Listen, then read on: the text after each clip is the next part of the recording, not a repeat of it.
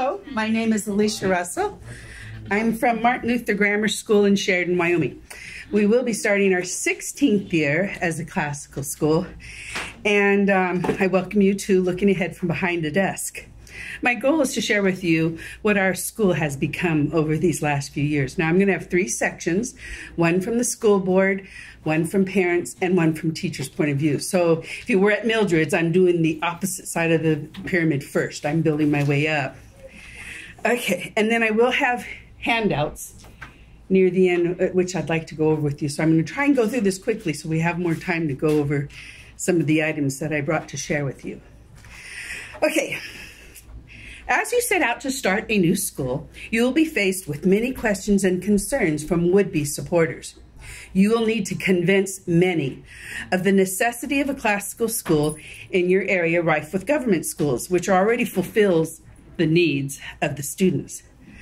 Just as Alexander Hamilton had to convince a new nation to adopt a new form of government, while at the same time opposing forces endeavored to convince this nation that the task at hand was fruitless, you will have the task of convincing your community.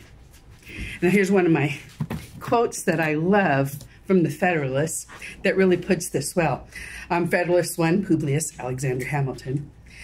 It has been frequently remarked that it seems to have been reserved to the people of this country, by their conduct and example, to decide the important question, whether societies of men are really capable or not of establishing good government from reflection and choice, or whether they are forever destined to depend for the political constitutions on accident and force.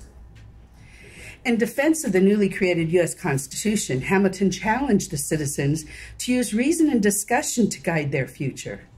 Our forefathers were opposed to the traditional thought that man was incapable of self-government. They reasoned that a republic with checks and balance to govern an imperfect people could secure their lives, their fortunes, and their sacred honor. Since my first reading of this passage, I have often wondered how many of my daily decisions, not just in school, but in life, have been made through accident and force. When our colonists arrived in America, each family, each citizen, each town gathered to establish a school that could produce new generations of citizens that would be the future leaders of this new land. These schools were often the first structures to be erected.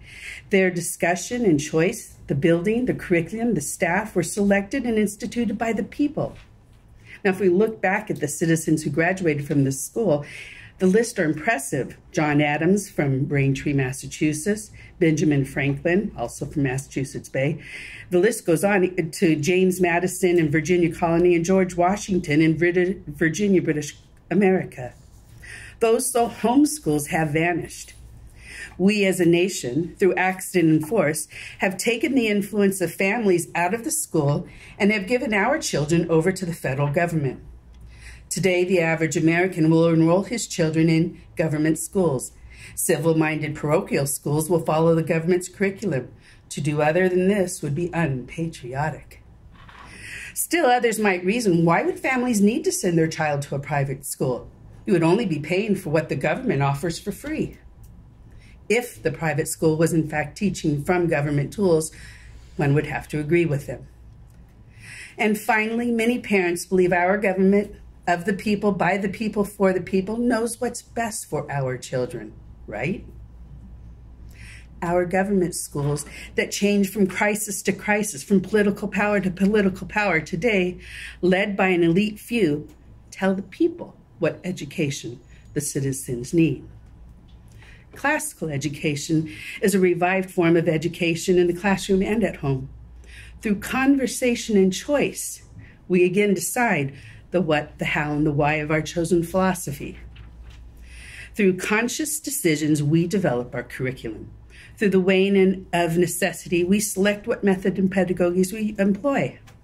I argue, like Hamilton, that through reflection and choice, we decide what our schools will be. The research and study done before you open your doors will prepare your defense in times of crisis. So as you begin to discuss the school you want to develop, Use reflection and choice to guide you. What is the purpose of our school? What will our school teach? How will our school teach? What are the guidelines? These and many, many more questions will and should be asked by the citizens who want to start a new classical school. What should we teach? How shall we teach? Why should we teach?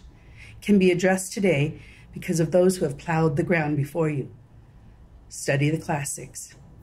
Study the early American schools. Study the classical schools that are starting to sprout all around our nation. What did and do they teach and why? Ask the classical teachers of these classical schools, all the way from kindergarten to high school, what should the students be able to do when they graduate from your level? Continued discussion of the what opens the discussion for the why. And finally, the defense of the how. Many schools and homeschoolers of CCLE have, through discussion and crisis, paved many roads for you, so use them as well. Now, I would like to start with this, our first handbook when we opened our school.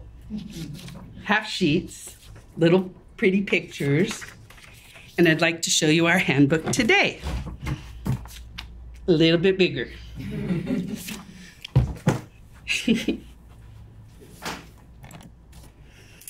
When we started Martin Luther Grammar School, our board was responsible to our church for the operation and maintenance of our school. The headmaster and the teacher were responsible for meeting the guidelines set forth by the board when the church established the school. The school staff, Pastor Heine and myself, were responsible for guiding the families through policies and procedures, working to create a friendly environment of learning and growth. If the school board is responsible for reflection and choice, they need to know why and for what purpose the school was built. Their education of what the school is must be required of all board members. Board members should have a complete understanding of the difference between classical and progressive education. If the board is equipped with a complete understanding of the foundation of the school, the members can give a defense of a classical model and present a justification of the established procedures of your school if a parent should come and ask them. We have had new families challenge our classical approach to subject taught in school, why we choose to teach it the way we do, and their usual argument is, well, that's not how we did it in school. When our board members have a clear understanding of the classical method, they will give a strong defense of our school policy, and any division of thought can be quickly explained and reconciled. Now, this is my dream, and if we could at least get one board member in my next part, board members, because of their responsibility for establishing policy and guidelines for the school, should be in the classroom for at least 8 hours a year. That's my dream. That's only 2 hours a quarter. For what better way is there to understand the reason for a specific purpose of an operation of the school than to observe it firsthand? Or to discuss it with the actual participant in the event. It has been my experience, the longer the hours of attendance in the classroom, the greater the understanding of the goals and purpose of that classroom. If there is a policy set, there's probably a reason for it. It is also important for the members, who are also parents, to pray for conscious awareness of these separate vocations that can cause conflict if they are confused. A school staff member and a family representative should be present for all school board meetings except for the portions that they deemed, too private, salaries and whatnot. Current policies are usually a result of experience and should not be arbitrarily changed to satisfy the desires of a new family, because they will try. Well, we used to do it this way. Well, we need to stick with what we have. Remember, experience from sister schools can help new schools avoid crises, so talk with others. In our early years of operation, we were led by crisis and force more than conscience and choice. You saw how thick that got. We had one family who decided dismissing school at 3:30 does not work. The YMCA sports start at 3:20 and our kids are always last. So she went to the board and we changed our hours of school. The next year, we dismissed at 3:10. The board was not aware that we teachers and headmaster knew about this, and so we went to the YMCA and said, hey, you guys are starting this too early. You need to have the game start at 4 because our school would like to participate. So the following year, they did. They started the sports at 4. The change of our hours was not necessary. But that's where that conversation and understanding of why we have the policies is very important. Our school board members were challenged to run a school that they knew little about. Classical education today, though centuries in development, has only been in operation for a few years and is most likely nothing like the school that the school board members attended when they were children. Members serve for a few years before they step down to allow someone new to participate. Classical experience is barely recognizable in the classical schools of today. We just haven't been doing it that long. Over the years, we have attempted to do an opening devotion that is substantial yet brief before all board meetings.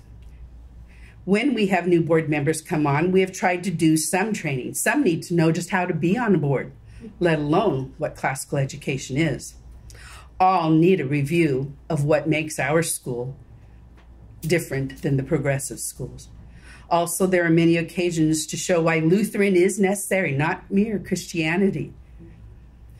My final words to school board members is to encourage your headmasters, your teachers, and your parents to go through the chain of command. If a concerned party comes to you first, check that they have gone directly to the party with whom the conflict has arisen, and then follow the chain of command. Let them understand you will make a note of their visit, but you will hold all action until the chain has been followed. You may find that the person never returns and you have been spared involvement in a conflict in which you were never meant to be a party. All right. Now I'm doing the opposite of Mildred's. I'm starting at the bottom with the board, so we're going backwards because my biggest section, of course, is the teacher why. So my next section I want to go into is parents. The subject of working with parents is easy to learn, but hard to master. Parents are all the same, yet they're completely different. Some parents will see you as their boss, as they aren't quite sure what they should be doing with regard to their children's education.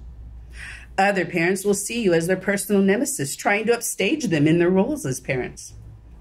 As a teacher, you should try to remind them you are neither boss nor nemesis. God has given you the joy of working with them as partners in raising up their children in the way they should go. Encourage them to come to you immediately if they have questions or concerns, then to follow the chain of command if they do not feel their concerns have been sufficiently addressed. Keep your head teacher aware of all circumstances and, if need be, higher up the command until the concern is settled. At home, the parents are the rulers of their kingdom as far as the children are concerned. But at school, you are a monarch under God. It is not a democracy. I am not saying that parents have no rights in the classroom. When it comes to their children, they have all the rights. But the parents must never dictate the decisions that you do in your class. Inform your parents that you will work diligently to teach their children the lessons set forth before them. But remind your parents that academics is a part of the instruction because you will also work on the children socially. You will work on teaching the rules and etiquettes that are to be adhered to while at school. I love to tease my children and say stuff like, well, if your mom allows you to eat your breakfast on the back of an elephant, that's fine. But in the classroom, I will ask you to eat your lunch or your snack like a lady or a gentleman. It makes it easier for the little ones when you give them something so wildly out there. But then they know, hey, this is her room. I have to do what she says. Let parents know that you will gladly support their rules that they have set for their children at home and encourage them to work with you to guide their children through the rules that you have in the classroom. All right. As students learn their ABCs, they will also be working on manners and citizenship. Let your parents know that you realize that you are their first relationship as employer and employee. The skills they develop here will follow them in their careers. Who they are this day has a direct correlation to who they will be in 10 years, in 20 years, and through life. There is no magical graduation ceremony for the day they become adults, where someone says, okay, today you're an adult, act like one. Rather, the structure of the student's disposition is a series of behaviors and consequences throughout childhood.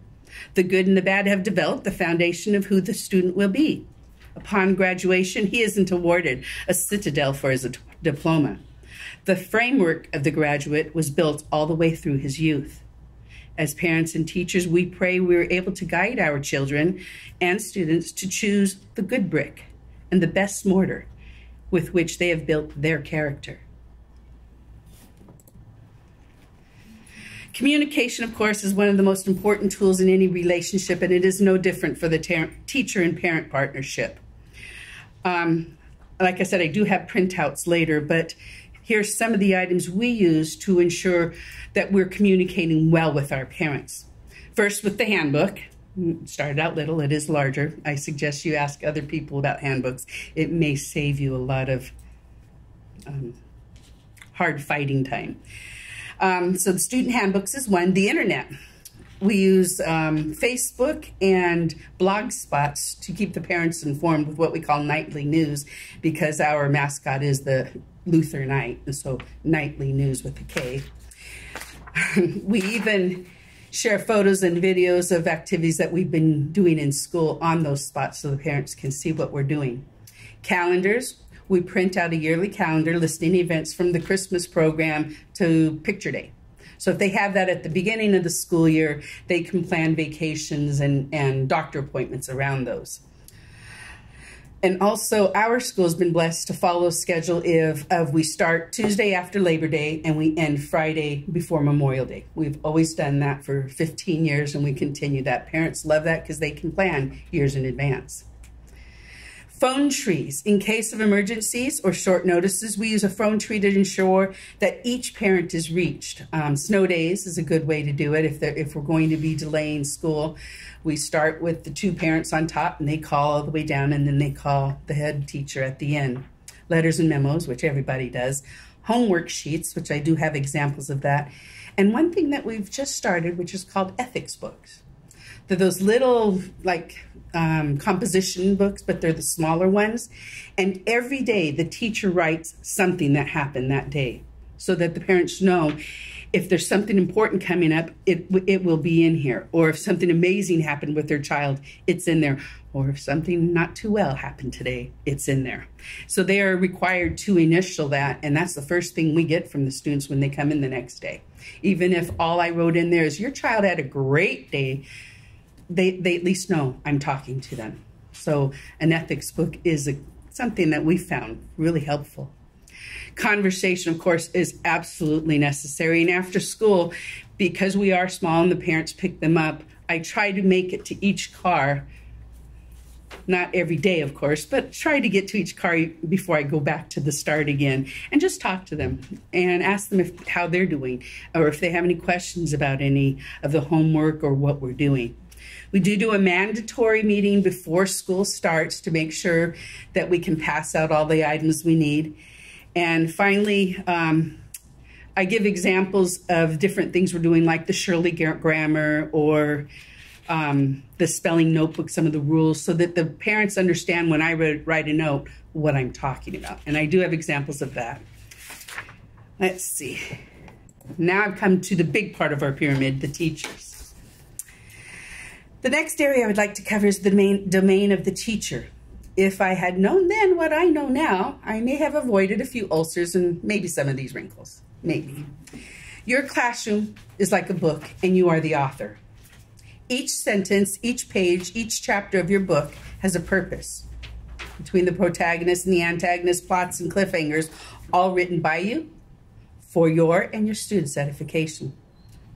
When I began teaching, I was sure I would write the book that would serve me well through my years. I would research, I would study, I would call upon everybody I knew with expertise to help me get what I needed to write the perfect book. I would incorporate all the various teaching styles I had in my arsenal. I would learn what students do and don't do. I would do it all right the first time. Boy, was I a greenhorn. I would indeed write a book. It would just have a few more pages than I thought. Through the years, I discovered that as a teacher, you will write a new chapter every quarter of every year until the day you retire, and then afterwards. You may be the author, and it is through the Holy Spirit that you can pen your opus. But you will have to put to page what you intend others to read. Your students, your families, and your communities, they will all be affected by the pages that are encountered within your four walls. So, of course, your day will begin and continue with prayer, praise, and thanks to God, but your book will not be finished, not as long as you are teaching and learning. So you will begin the summer before your first year as you teach with what you will teach. In the following years, you will add your pages, the chapters of each year, and as you greet new teachers, or new students in new classes, God willing. The board did select the curriculum you will use, but do not suppose that you're going to find that one textbook, that one study guide that will help you teach the students set before you. Remember, each year will change. You will change. Your students will change. Understanding of what you need to do will change. Your instruction. The best you can hope for is to have a library of information to access as you plan your year, your quarter, your week, and your day. But I think the most important reminder for you is this. It is your plan. It is not set in stone, and you must be willing to change it. The students set before you are entitled to the best education you can provide. So if you see a need to change, do it right then and there. Now that you have your curriculum, you start with a yearly schedule of what you plan on teaching this year. What truth statements will guide you and your students. Then you read, study, research your topics, prepare your notes, papers, tests. You have covered, and your students, Then you take your yearly outline to prepare your weekly outline. Organize your books and papers, make your folders, and now that you are prepared, you must remember this. If your lesson is going well, keep going. If it isn't working, stop. I had a professor that said that to me, and I've used that a lot through the years. You'll know if it's not working. Stop it, put it in a box, put it on a shelf. You might try it again later. You may never pull that box out again. But do not be worried if you have to stop what you're doing or change what you're doing. But in the same way, if your students are actively engaged, don't stop. Just because the clock says, hey, it's time for history, no, don't stop. You can do more of your history tomorrow. Keep it going. When they're actively engaged, you have their attention. You are teaching them. But there's another aspect I forgot to mention, and I probably forgot to change this. No, here it is. I would like to address to you one other factor that affects your classroom, your book. You are the author, but you must be aware that there are many who would burn your book, some with good intentions, others with malice in mind. And Ray Bradbury in Fahrenheit 451 painted it with beautiful words. The point is obvious. There is more than one way to burn a book. And the world is full of people running about with lit matches. Every minority, be it Baptist, Unitarian, Irish, Italian, Octogenarian, Zen Buddhist, Zionist, Seventh-day Adventist, Women's Lib, Republican, Madison, Foursquare Gospel, feels it has the will, the right, the duty to douse the kerosene and light the fuse. You will meet families, you will meet parents, you will meet neighbors who have advice for you. You should always listen when someone comes to speak to you, as I am right now. They might have advice that will be beneficial to you, but just because the advice has been given does not mean it must be implemented. If what you are doing is working, if your students are actively engaged in learning, if growth is occurring in your classroom, you are doing well. Remember, some come to you with sincere hope to help you, but they are not in your classroom. They do not know what you know. They are not the authors of your book. They are your students. It is your classroom. Trust in the Lord to guide you. And why these words of doom? Well, in my 20 years of, I did progressive teaching for a while too. So in my 20 years of teaching, I have been advised by many. Oh, when I was teaching, or my son's teacher does it this way. And my favorite, of course, well, this is how we did it. Some words have helped, but some words have hurt. but it all influenced the teacher I am today, so I would not wish any of it away. Well, almost any of it. There are a few cases, but cast in a good light, it made me stronger. Now, with that being said, I would like to give you some advice. 1, set time in the beginning of your year to set rules and procedures. It's so important. We have an open house before the first day of school so that all students can put away all their belongings and the first day of school can begin promptly at 8 o'clock. It is at this time I show the students where they are going to be putting things, from lunch boxes to homework binders. Our first day begins as they walk in the school. Okay, this is what you will do when you come in. This is what you will do at this time. I have a little check-in card that they have at their desk, and they have to make sure everything's ready and they're in their seat by 8 o'clock or they're marked as tardy. And that begins on day 1. The first 6 weeks of school, you are training your students to obey. If you say something, mean it and follow through. If you don't, you'll successfully train your students to try and manipulate you in every situation. 3, class begins at 8 o'clock. The doors open at 7:45. Students come in, they prepare to start the day, and they're seated at 8 and begin working on whatever assignment is on their desk. This starting period must also be trained into your parents. This I will discuss when I give you my homework sheets. 4, develop a set schedule and stick to it as closely as possible. Children love knowing what is expected of them, but not to be contrary to my earlier statement of being flexible. If the class is actively learning, stay engaged. An added benefit to their active participation is the reward of skipping something until tomorrow. My students' faces have lit up on more than one occasion when they have discovered the day has gone so quickly that we're going to have to move their grammar or history lesson until tomorrow. There have been too many days to count the number of days I have heard cars pulling up and I have to announce to my students, hey, we need to finish up. It's time to go. 5, a place for everything and everything in its place. When your classroom is organized, so too will be your students. When they come in, I have a list of items for them to do, put away their homework, set their lunches on the counter. This organization is for the classroom as well as the desk. At the end of the day, the students do not leave until everything has been put where it belongs and the school is tidy. They sweep underneath their desk and they wash off the tops of their desks every day. It's their classroom. They have pride in it, but we have to teach them that.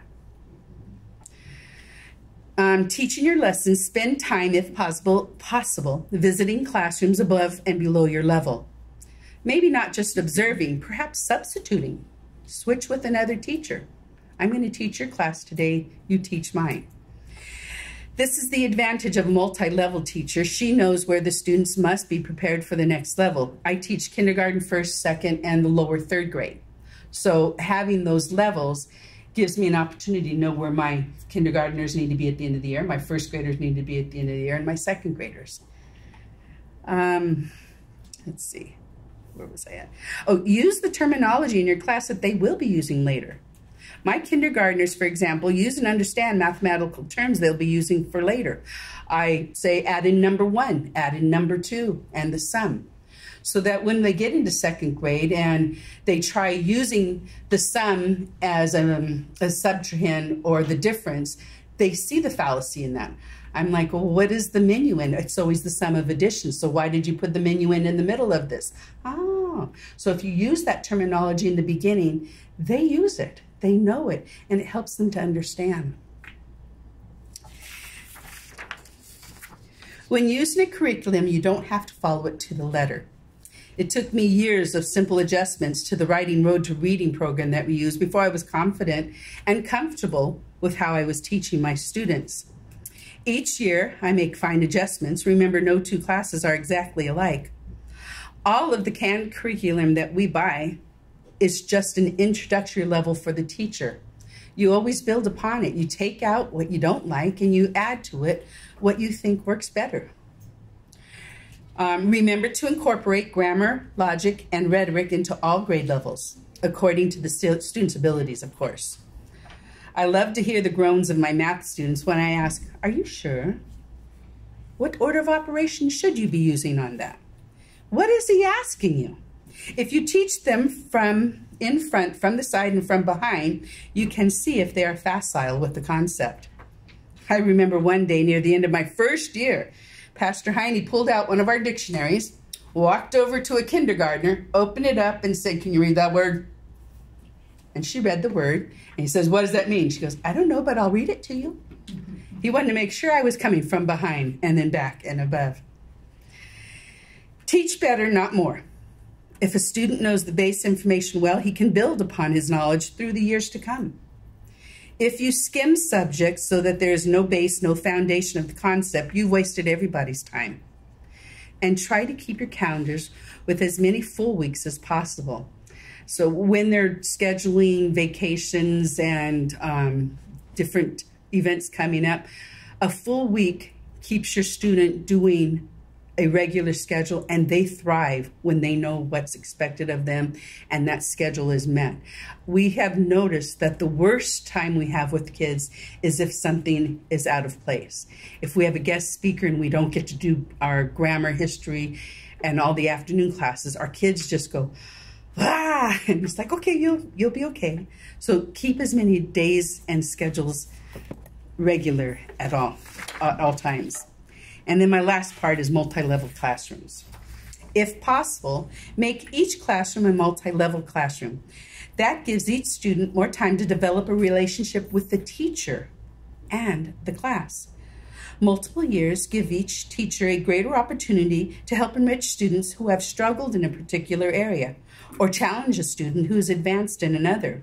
Students who change from teacher to teacher yet advance with the same students can develop a peer group relationship that might support negative attributes as well as positive. However, if the teacher advances with them, she too knows the good, the bad, and the ugly of each of her students. From the students who tries to boss everybody to the class clown, that teacher is armed and ready to help guide that child to bring out the best in each student. Okay, now I said I have some examples, but do you have any questions before I get out some of my examples over anything? Okay. Okay, the first paper I gave you was a copy of our study list. This goes home every Monday with our students, and it goes over what we will be doing this week. From poem, we were learning America, verse 2, the memory work for which commandment we were working on, and the Bible verses, and even our spelling words on the list. The study list really helps the parents to see where we're at and what we're continuing on. If I constantly was on Earth Lesson 13, they could say, "Hey, I've noticed our science has been the same thing for a couple of weeks. What's going on?" So this helps them to keep me in track. So if I have a contract with them, this is what I'm going to work with your students. I'm going to aim to make sure I get all these things done. On the second side of that paper I gave you is the homework sheet that goes with the study list. Now I have put in, yes, sir. Why on Monday and not Friday prior? Mainly because on Friday is where I will have an opportunity to go over everything that we've done that week through the tests and papers and sentences we've written, so I can adjust the next week. If I get it too early and I realize I need to revisit something, then my study list is going to be off. Because unfortunately, when you're grading all your papers yourself, you need that weekend to give you a little bit more time to see what they did well and what you might need to revisit. But your parents won't necessarily know what's going on Monday until you get this home Monday night. Right. Okay. And then on the second sheet was the homework sheet. On the left column, it's the subject, and you'll see in parentheses the amount of time that I expect the child to be working on this. Now, if you add them up, it's about 30 minutes a day, but that's including the reading, because their science notes, their history notes are all part of their reading. Because I have 15 minutes of reading and about 15 minutes to get anything that they didn't get done in classroom. And I'm proud to say by second grade, most of my students only have a little bit of reading to do by the time they get home, because we do train in the classroom on how to use your time wisely. And when you're in a multi-level classroom, they will have time while I'm working with one level to work on their homework. And they love being able to say at the end of the day, I got all my homework done except for my reading. And that's an attribute that they will use the rest of their life, getting it done in a timely manner and doing it well. Because if they get it done early, then of course I get to check it and say, man, no, you get to take that one and do that a little bit more. So the time that I expect them to do on it and what we expect them to do. Any questions about the homework sheet? The parents see this and initial this every day. The sheet goes home on Monday, so the parents also see what's going to be happening this week. Yes, ma'am. You mentioned that you do the writing road to reading. Yes. So the spelling words, you do send home the spelling list. Correct. Okay. That was on the study list. Right. The first part, that would be the words they're using. Okay, and how are these broken up? It's not by grade level, I'm assuming. No, it's their current level. If you'll see, I have sheep, kangaroo, yak, and squire. And if you look at the words from sheep, our state, but you go clear down to squire, eventually exchange exists. So they're all just whichever level they're in. We do not ever use grades. We always use levels. Okay. So even though my classroom is kindergarten through lower third, they're level 1, come over here. Level 2, you're over there. Level 3, we're over here. And the children are so used to that, they don't even think about grades, which is great. Okay. Any questions on either of these two? All right. The next one is just the calendar and the calling tree. One side's the calendar. They get this at the beginning of the year. So we have a lot of planning before the school year begins. We have to get this all mapped out, from pictures to programs. They're all on here, so our parents can plan. And on the second side was the calling tree. If an emergency arises, if something's going to be changed, we can get to the parents and we make sure everybody is reached. We're not done until we know that they know we're going to do a 2-hour delay in school today. How many students do you have? Last year we had 14. Okay. The year before we had 27. And it goes like that every year. Unfortunately, we have a lot of families moving out. But now that the economy is getting better, we're praying they're coming back. We've lost a lot of our large families where we have 3 or 4 children in there. And boy, that hurts when they move out. You're like, ah. So next year, it looks like we're already going to have a few more. We did lose a couple families, but we have new ones coming in. Okay, any questions on this one before I go on? Yes, ma'am. Question, how do you deal with, maybe you haven't had this problem, but I did, parents who, the kids take home their ethics books, or they take this home and then they don't bring the sheet. Mom, I left it at home, or mom, is there some kind of a mechanism that you use that kind of... We did have one student. Yeah, we did have one student who was forever forgetting everything. And so then it was a daily walk to the car to say, this is what we have. This is what's going on, because we couldn't trust the student. And then there were consequences in the classroom for that as well. One thing we did incorporated were, what do we call them now? Houses, where the students were all members of a house, and they work on gaining points. And unfortunately, if one student was losing too many points, they were allowed to remove that child from their house on probation until they could get back on the earning side of points. And we did have the one who was forgetting everything. They asked him to leave the house. And it worked wonderfully. Oh, it was amazing to see him take responsibility for his actions. And it also helped with a lower level child that was starting to do that and saw that happened and just went, I'm not going to get kicked out of my house. And he started getting things turned in. And I use quarter slips too, which works for the younger children, because I do have the kindergarten first graders. Let me pass you those out real quick, like. I'm running out of time, and I apologize, so I got to hurry on this. On one side, we have an ethics one where the following assignments, homeworks were not completed. So it has their ethics book they're reading, and that's what we do for the ones who are not turning things in.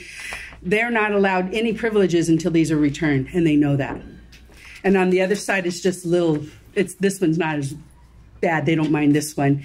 But your child did not have the right shirt on today, or didn't have their shoes, their belt. It's usually belt. I don't know why belts are the worst thing, but that's the one we get most common.